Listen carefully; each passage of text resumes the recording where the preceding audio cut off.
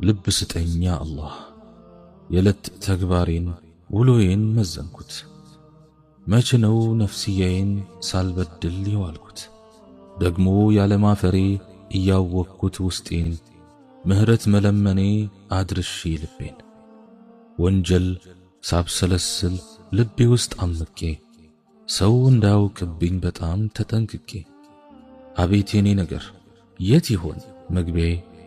በቀኝ ወይ በግራ መቆሚያ ስፍራዬ?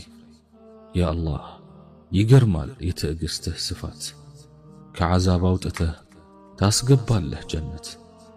እባክህ ጌታዬ አንተው ይቅር በለኝ፣ ከጥፋት የማላርፍ መቼም ዋላዋይ ነኝ።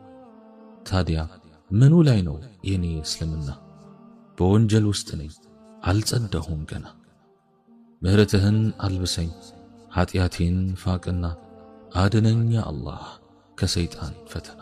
አድነኝ ያ አላህ ከሰይጣን ፈተና።